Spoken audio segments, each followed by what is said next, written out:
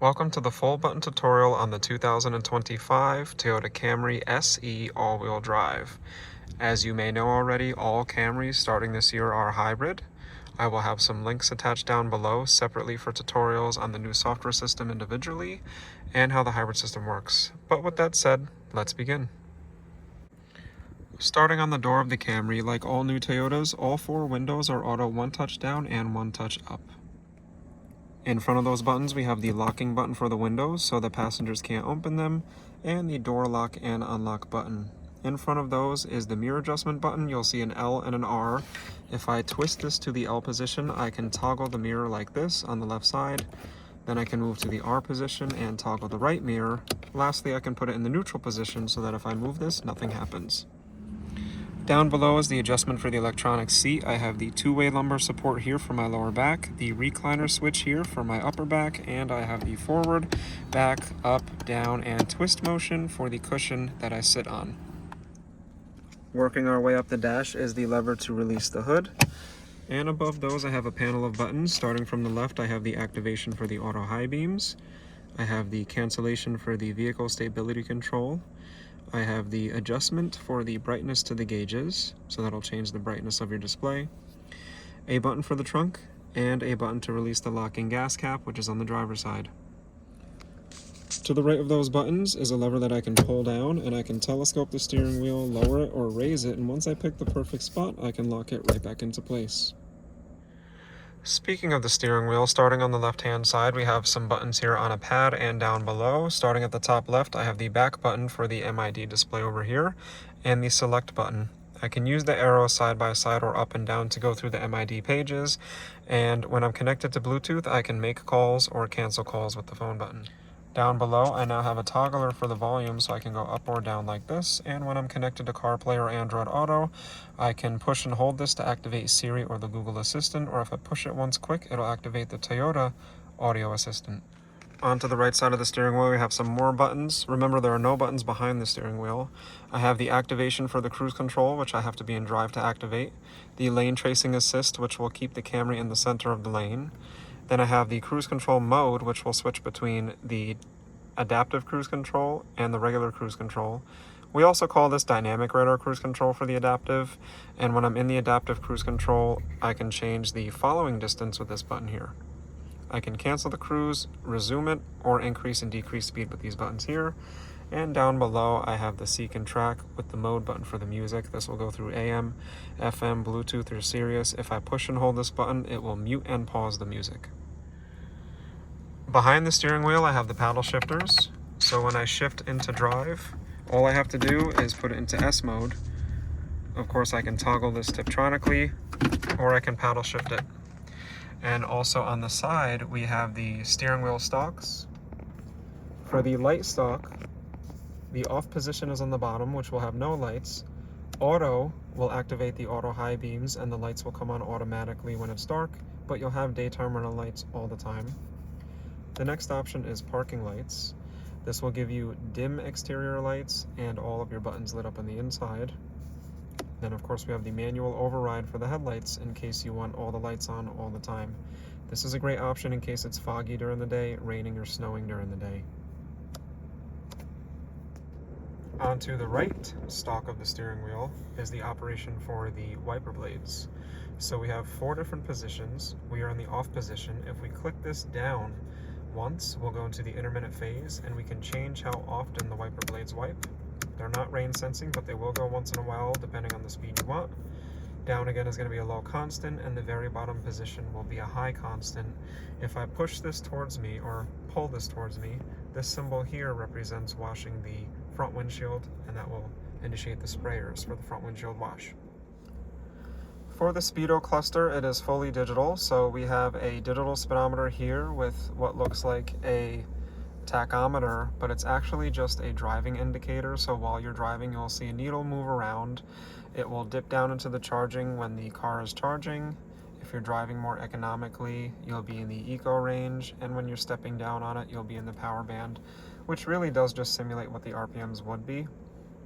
On the very left-hand side, you'll see the engine temperature. We see the green ready symbol, which means the car is on and ready to drive. The reason why they give you this is because sometimes with hybrids you'll be confused whether the car is on or not because you won't always hear the engine. But check out my link down below in the description for the Crash Course Hybrids video where we dive into the hybrid system much more deep. And this little green button here is an indicator for when the car is an electric vehicle and the engine is actually off. So you can see at a glance right now, that little green car means the engine's off but the car's on. Top left has the outside temp, top right has the time, bottom right has the mileage left on the tank, so we have our tank range, and then on the bottom left we have our odometer, which is our total miles. Now we have a couple symbols here that are going to change. These are some of the stuff that we went over earlier. We have the cruise control type.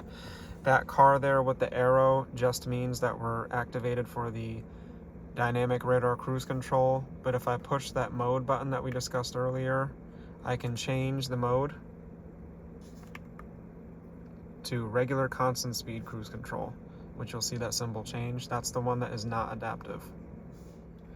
Here in the center of the Speedo cluster is what we call the MID. It's integrated. I can use the arrows on the steering wheel here to go through the different menus. So let me just zoom in a little bit for you. So going up and down, I have some different icons for the different menus. The leaf is your economy menu, so I can go back and forth to see different driving economy information, my total average. Don't judge this. This is a brand new car that's just been sitting in a lot for a few days. You can reset it. My eco score to show you how well I'm doing. Also, what ratio of an electric mode I'm driving. And back to the beginning. I'm gonna go down. This is cruise control mode, so this is going to change colors between white, yellow, and green based on what the safety system is sensing. And my compass. The music menu will show you the song and the artist, and you can push OK to change the source, which is nice. This is a little car with an eye symbol here for that menu. Let me show you again, see? That's vehicle information. So on this page we have the trip distance and total time that it's been running. Our trip A, trip B, a diagram of the energy monitor, which is really nice. We go over this a little deeper in the Crash Course Hybrids tutorial, but on the left here we can see the engine, and on the right is the battery. You'll see an energy flow chart when you're driving, and the arrows will change direction, showing you what's powering what, just in case you're interested, you know, in how the hybrid system is working in real time. And our individual tire pressure, I do recommend actually checking once a month because this is just a digital readout. And the all-wheel drive monitor, so those little bars will light up to show you how much power each wheel is getting depending on what you're doing. You will mainly be front-wheel drive, but you'll see those back wheels kick in when you get on the throttle or if you're hitting turns or if you're in slippery conditions. Now we get a little bit more advanced when we go down to the settings. For the settings on the MID, we have a bunch of different symbols. The first one here lit up in blue is the lane departure alert. If I hold OK, I can change some settings on it. So I can turn it on and off. I can change the alert options from sound to vibration and the alert timing in case I don't want it to be super fast. I can slow it down a little bit. Moving over is the blind spot monitor system, which we call BSM. That lights up the little yellow lights in your mirrors. If somebody's riding in your blind spot, you can turn that on and off, or if you hold OK, you can change some of these settings, like the support timing, the brightness of the lights, and a buzzer alert, which I really like to see on the new BSM. Next is a picture of two cars crashing with like a little boom explosion symbol.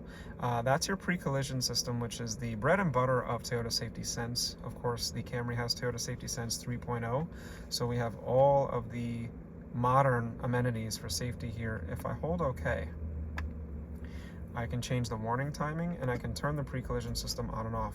The pre-collision is when the car senses you're about to hit a car or a person, and it alerts you, and if you don't brake on time, it brakes automatically. Moving forward is the proactive driving assist. We call that PDA. That's a new addition to Toyota Safety Sense. It will slow the car down if you're taking turns a little quick to increase your safety and handling. Of course, I can turn that on and off or hold OK to change some of the settings. The SA is steering assist, which is part of PDA. Say you don't want steering assistance, you can turn that off. And here is deceleration assist. That's the part that slows you down. So the PDA, the proactive driving assist that you see on the top there, That's during turns. That will slow you down and steer for you, but you can customize the steering or the deceleration by turning one on and the other off, whatever you'd like to do. Next up, we have the rear cross traffic alert, which we call RCTA. This is actually part of the BSM system, the blind spot monitor. This will alert you with 4 fast beeps multiple times when it senses movement while you're backing up. Don't confuse this with parking assist, which is the sensors that beep faster as you get closer to stationary objects. This alerts you when there's cars driving by, sometimes people moving around behind you so you don't hit them perpendicularly when you're parking. So if I hold OK, I can just change the volume, or if I push OK, I can turn it on and off. This feature here, RCTA, comes in handy a lot more than you would think, because when the lighting is weird in the camera, or if you can't see on the other end of those big SUVs you parked between, because you know everybody drives giant vehicles now, when that car is kind of coming down, it's going to sense it. Next up, Safe Exit Assist, a new addition to the Toyota Safety Sense. This uses the blind spot monitor system to alert you when you're going to exit the vehicle and it senses a car is coming up on you.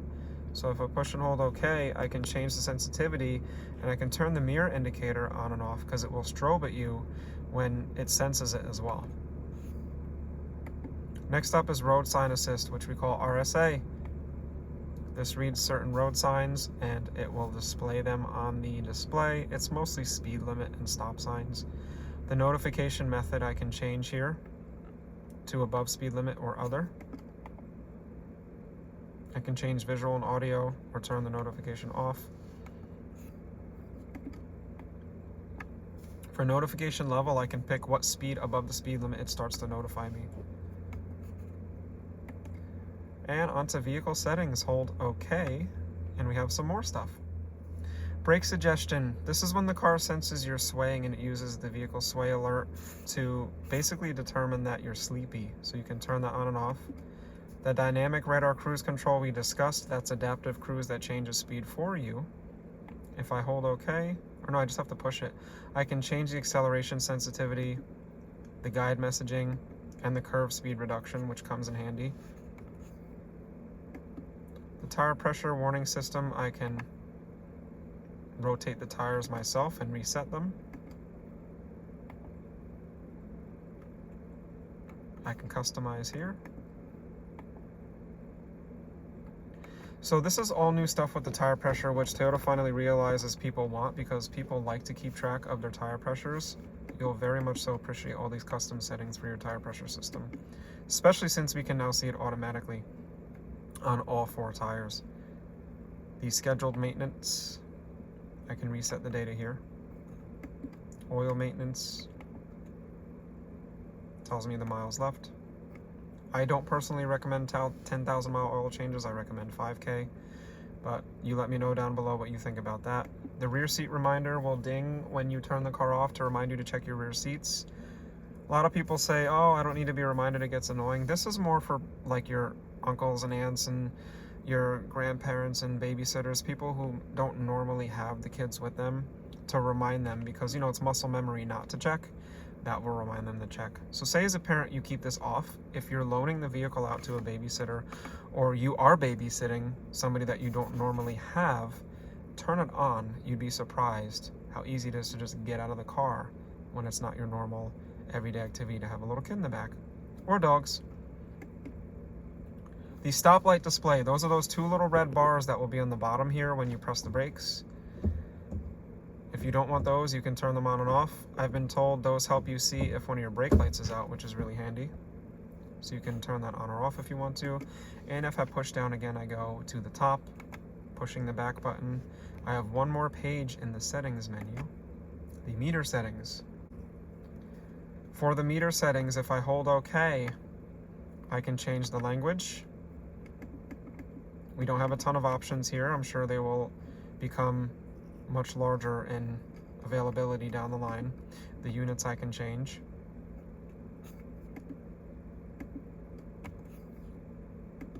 The meter style, that's a lot of fun, so let me scale back a little bit. If I go to casual, that's pretty cool. Here's smart from the factory. Here's sporty. Let me know which one you like. I'm going to put it back on smart. You will also be able to change these on the larger 12.3 display, which will be on the upgraded models and that you're already seeing on some of our newer Toyotas.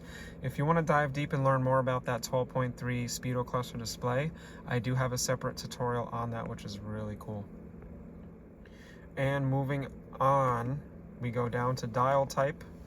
I can change it to tachometer if I want to. So this is all new for Toyota, so that's really cool for those that really want the tach. Let me scale that back so you can see how it looks. That looks really nice. I actually like that as an old school person.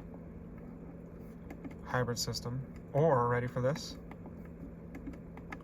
Off. I don't like the off one. I'm going to put it what it was in the factory. The hybrid system one really does help promote economical driving. If you don't like that little EV reminder badge that's on the top left there, I don't know why you wouldn't like it, but if you don't like it, you can turn it off. And I have some fuel economy changes here. I can change what information it shows. For hybrid system here, I can just turn the eco guidance on and off. Continuing down, for music settings, I can just turn the music display on or off. This is for the vehicle information page. Let me just zoom in a little more. The display contents. So I can turn on and off some of these display contents. So what we're doing here is we're starting to be able to customize what the MID even shows. See this? Our trip A items, our trip B items. If we don't want to show certain stuff, we can turn it off to kind of be more concise with the MID and consolidate things. Down again to pop-up display, these are those little things that pop up when you change things, kind of like banner alerts on a phone. My turn-by-turn navigation display can turn off, telephone pop-ups, audio volume and operations, brightness changes, I can change the pop-ups there. If I just don't want the little pop-up thing saying, hey, you're doing this thing, I can turn the MID off, which makes this look a lot more clean. Just push an arrow, and I can go back to default settings, and back to language. Pushing the back button here, I have one more menu on the bottom left there, the warnings message menu, which is if the car needs maintenance or if something's wrong, it will alert you and then store the message there and keep that little guy orange on the bottom. That wraps up the MID section.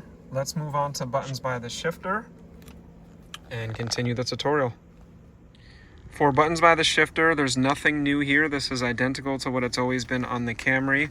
I will start here. This is the parking brake. The parking brake is fully electronic. When you park your Camry, the parking brake will apply on its own, so you don't have to touch it, and that will be symbolized by park being stated here in red. So that means the parking brake is on. You know you're in park because it says P over here, but parking brake is on over there. You'll feel a little bit of a pressure change in the pedal, and you might even hear like a zzz sound when it applies and disengages. The brake hold feature is really nice. This allows you to, only in drive and only when you're buckled up, come to a stop and then take your foot off the brake while you're in drive. This is very convenient for if you have injured feet, tired feet, injured legs or knees or hips, any tired muscles, or it's a lot of city traffic. You'll see this symbol in green when it's on, and then it'll say hold in yellow when it's activated. EV mode is an option where it'll keep the engine off at low speeds. If the battery has regenerated itself enough, it'll do that for short distances, say you're mall crawling or it's really bad traffic. You can override the hybrid system and keep that car in EV. And of course we have our 3 drive modes. So we have Eco, Normal, and Sport. You can use these modes while driving. You don't have to stop to change them. Eco mode will make the car drive a little bit more laid back and less powerful. You'll save a couple miles per gallon. Normal mode will just be for regular driving. Sport mode is going to unlock that power, which I talk about in the overview of this car, linked down below. For the shifter, it's a simple overhand grip with a release button. Push the button, down it goes, straight into drive. I showed you the shifter. You can go forward and back in the simulated gears of this eCVT transmission, which drives great. Then of course I have neutral and reverse. When I put it into reverse, I have just a regular basic tried and true Toyota backup camera with a couple lines. We have the 1, 2, and 3 feet away with the vehicle center line. This is the dynamic backup camera. I don't know if this is standard or not. I'll find out for you guys, but those yellow lines move while you change the wheel. I've come to find that people love the dynamic backup camera. Then of course I can change it to regular view or more of like a wide view symbolized by this gray shaded area. I can change the grid lines here if I'd like to. This will change the view a little bit. See, I can change it from X's to none to the dynamic. Lots of different options here with this dynamic rear view camera. The wireless charger sits right in front of the shifter, and the light will be green when it is activated and not charging. If you put a phone here, this will light up orange. If there's any issues, it'll start flashing. And the booklet will explain what that means to you. But long story short, you pop your phone on there, you look for this to turn orange, and you're charging wirelessly. Onto the HVAC system, Toyota's new AC design. So we have some utilitarian tabs here that operate up or down. Some operate both with the ventilation underneath. We have the hazards over here. Of course, this is the push start button. I can turn the system off by toggling this down. I can resume it by doing this. See, we got a pop-up display here. See, it lets me know what's happening. And that's actually nice because this is easier to see than this tiny little display. So, it doesn't pop up for the heated steering wheel. We have the auto feature, which I personally love. This will modulate the air direction and air speed for you. We have the heated seats, 3 different levels. Front and rear defrost are right next to each other with defrosting side mirrors standard. Our individual temperature, this is synchronized, but say I want to unsync it, I can just change it here. And then I can resync like this, and it syncs to the driver, and I can turn it back down. Fan speed is right over here, up or down. We have a bunch of different stuff going on for the heated steering wheel now. We have auto, high, low, and off. So instead of an on-off button like we used to get, we now have multiple different options, which is really nice. And we have the air direction selection here. Cycles through with the pop-up display, passenger side, synchronizer, and we have the recirculate and AC next to each other, which makes sense because you're very likely to use these together. I can cancel the rear ventilation like this if my rear passengers don't want any air, or I can turn it back on like that. That wraps up the new Toyota AC system. I really like it. It's just the right size to look classy, but it's big enough to use with some driving gloves or winter gloves, and it's not integrated into the screen. So if the screen ever goes slow during that super cold winter day, I can get the heat on. If the car is 25 years old and that screen goes black, I can still put my AC on in the hot days.